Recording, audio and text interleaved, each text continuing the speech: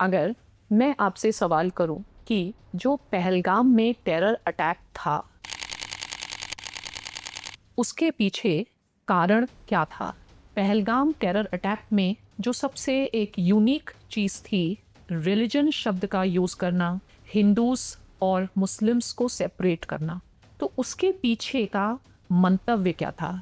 चलिए आज डिकंस्ट्रक्ट करते हैं।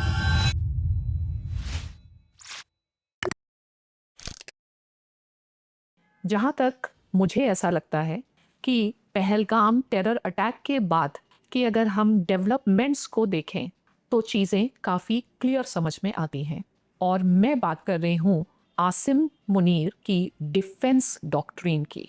पाकिस्तान ने टेरर अटैक उस समय किया जब पाकिस्तान इंटरनल पॉलिटिकल इंस्टेबिलिटी से जूझ रहा था। पाकिस्तान और अफगानिस्तान के मध्य टेंशन्स बढ़ रहे थे। पाकिस्तान की जो अपनी एक इकोनॉमिक सिचुएशन थी वो काफ़ी ख़राब थी।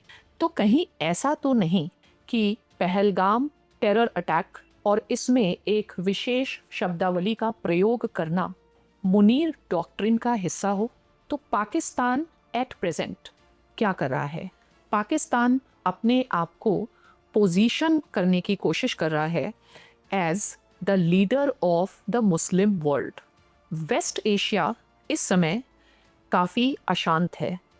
वेस्ट एशिया और नॉर्थ अफ्रीका, जिसको हम वाना रीजन मानते हैं, और हम देखते हैं कि नए नए समीकरण बन रहे हैं। जिस दिन पहलगाम टेरर अटैक हुआ उस समय हमारे माननीय प्रधानमंत्री जी सऊदी अरेबिया की यात्रा पे थे।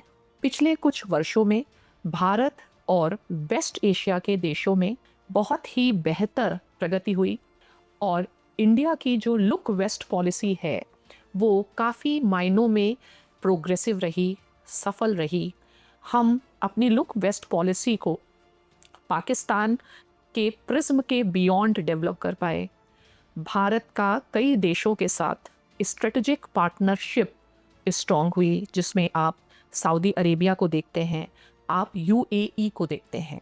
वर्तमान में आप देखते हैं कि गाज़ा के कॉन्फ्लिक्ट के बाद कई समीकरण बदल रहे हैं और येमेन क्राइसिस तथा सूडान क्राइसिस, इन दोनों क्राइसिस में हम देखते हैं कि सऊदी अरेबिया और यूएई के बीच में काफ़ी टेंशन्स बढ़ रहे हैं। जहां सऊदी अरेबिया एक तरफ से चाइना और पाकिस्तान के साथ अपने संबंध स्ट्रेंथन कर रहा है, वहीं यूएई और यूएसए के संबंध, और चूंकि यूएई वेस्टर्न क्वाड का हिस्सा है और उसका एक जो झुकाव है वो दिखता है कंपैरेटिवली प्रो अमेरिकन वर्ल्ड में। तो आज जो वेस्टर्न एशियन कंट्रीज़ हैं, they are competing for their leadership in the Western Asian world या इस्लामिक वर्ल्ड में। अब इस्लामिक वर्ल्ड के जो इंटरनल डिविजन्स हैं उनका यदि कोई बेस्ट रूप में एक्सप्लॉयटेशन कर पा रहा है अपने एडवांटेज में, तो वो पाकिस्तान है। पाकिस्तान ने शुरू से ही अपने को इस्लामिक वर्ल्ड के लीडर के रूप में प्रोजेक्ट करने की कोशिश की, पर because of its close association with USA, Pakistan की जो आंतरिक स्ट्रक्चरल कमियां रहीं और पाकिस्तान अपने आप को एक नेशन के रूप में मैनेज नहीं कर सका और पाकिस्तान का पार्टीशन हुआ, बांग्लादेश का गठन हुआ। तो इन सब चीज़ों के कारण जो पाकिस्तान की डिप्लोमेसी का एक हिस्सा था, खुद को मुस्लिम वर्ल्ड का लीडर इस्टेब्लिश करने का, वो संभव नहीं हो सका। कोल्ड वॉर के दौरान जो पॉलिटिक्स थी वो आइडियोलॉजिकल पॉलिटिक्स थी। अब कोल्ड वॉर के बाद सैमुअल पी हंटिंगटन डिफाइन करते हैं इंटरनेशनल पॉलिटिक्स को क्लैश ऑफ सिविलाइजेशंस की थ्योरी के माध्यम से। ये कहाँ तक सही है या कहाँ तक गलत, इस पर मेरा कोई विचार मैं प्रस्तुत नहीं कर रही हूँ, पर क्लैश ऑफ सिविलाइजेशंस को एक नैरेटिव बनाने का काम आसिम मुनीर ने किया और वो ओकेजन जो उन्होंने चुना, पहलगाम। और पाकिस्तान की अगर हम हिस्ट्री देखें तो Pakistan does have a capacity to take extreme risk. इसको हम ब्रिंक्समैनशिप भी कहते हैं। इंटरनेशनल पॉलिटिक्स जो है वो एक साइकोलॉजिकल गेम भी है, और कभी कभी जब आप ब्रिंक्समैनशिप में जाते हैं या तो आप एक्सट्रीम लॉस सफ़र करते हैं या फिर आपको डिसप्रपोर्शनेट बेनिफिट होता है। तो पाकिस्तान ने एक बहुत बड़ा रिस्क लिया, पहलगाम टेरर अटैक पर। पाकिस्तान का कैलकुलेशन क्या था? पाकिस्तान का कैलकुलेशन था कि वो क्लैश ऑफ सिविलाइजेशन नैरेटिव को यूज़ करेगा और अपनी एक पोजीशनिंग करेगा। चूँकि आज जो मुस्लिम वर्ल्ड है, यूएसए की और ट्रंप की जो पॉलिसी है अमेरिका फर्स्ट पॉलिसी, साथ ही साथ जो मुस्लिम वर्ल्ड में एक अनसर्टेनिटी है। पहली बात तो ट्रंप और इज़राइल का जो संबंध है वो बहुत ही स्ट्रॉन्ग रिलेशनशिप है नेतान्याहू और ट्रंप के साथ। दूसरा, जो मुस्लिम वर्ल्ड है वो यूरोपीय देशों की स्थिति को देख रहा है। नेटो का फ्यूचर अनसर्टेन है। तो ऐसी परिस्थिति में पाकिस्तान के पास एक अपॉर्चुनिटी है अपने को पोजीशन करने की। यहाँ तक कि पाकिस्तान परमाणु बम को बजाय जो एक रैशनल न्यूक्लियर पॉलिटिक्स है, वो एक मैडमैन थ्योरी के अंतर्गत काम करता है। वो न्यूक्लियर बॉम्ब को एक इस्लामिक बॉम्ब के रूप में प्रोजेक्ट करने की कोशिश करता है। और साथ ही साथ हम कह सकते हैं कि पिछले कुछ महीनों में पाकिस्तान ने अपनी मिलिट्री डिप्लोमेसी को बहुत स्ट्रॉन्ग किया है। और पाकिस्तान कहीं ऐसा तो नहीं कि इस्लामिक नेटो जैसा निर्माण करने जा रहा हो, और जिसकी शुरुआत पाकिस्तान और सऊदी अरेबिया के मध्य जो डिफेंस डील हुई है उससे हम देख सकते हैं। कभी भी डिफेंस डील के सारे एस्पेक्ट्स इन पब्लिक में नहीं होते हैं, but you can always smell the tea leaves. और ऐसा माना जा रहा है कि ये जो पैक्ट है इसमें कहीं ना कहीं सऊदी अरेबिया को न्यूक्लियर अम्ब्रेला एक्सटेंड किया जा गया है।